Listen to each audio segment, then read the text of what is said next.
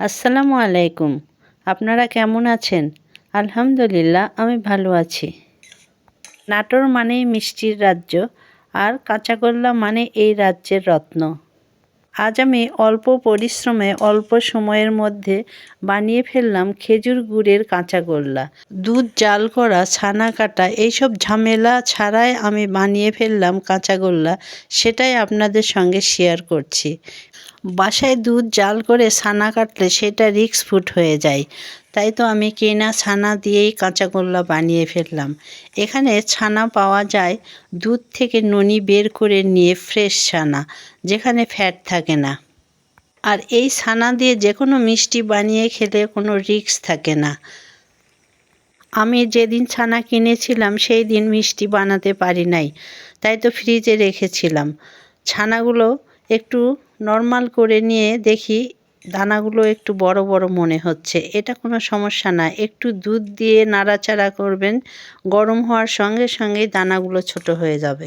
দানাগুলো কি সুন্দর ছোট হয়ে গিয়েছে। এখন আমি খেজুরের গুড় নিয়েছি, এই নাটোর থেকেই পাওয়া। নাটোরে অনেক ভালো গুড় পাওয়া যায়। এখন আমি ছানার মধ্যে খেজুর গুড় মিশিয়ে নিব। যে যেমন মিষ্টি খাবেন সেই পরিমাণ মতোই দিবেন। আর একটু ফ্লেভারের জন্য আমি ঘি মিশিয়ে নিচ্ছি আর সাদা এলাচ। কেউ না চাইলে নাও দিতে পারেন। এখন ঘন ঘন শুধু নাড়াচাড়া করতে হবে, আর তেমন কিছুই ঝামেলা নেই।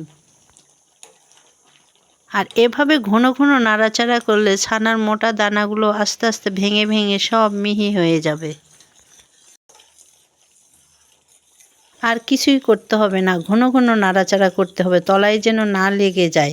আমার কাঁচাগোল্লা প্রায় হয়ে এসেছে। যদি কেউ একটু ঝরঝরে শক্ত টাইপের খেতে চান তাহলে একটু বেশিক্ষণ নাড়াচাড়া করতে হবে। আর আমি একটু নরম ধরনের পছন্দ করি, তাই তো আমি আর কিছুক্ষণের মধ্যেই নেমে ফেলবো।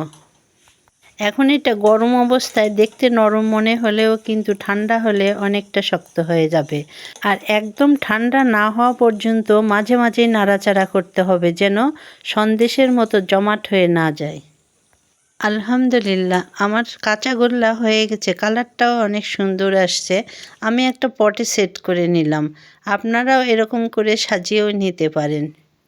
সবাই ভালো থাকবেন, স্বাস্থ্যসম্মত খাবার খাবেন, সুস্থ থাকবেন। আল্লাহ হাফেজ।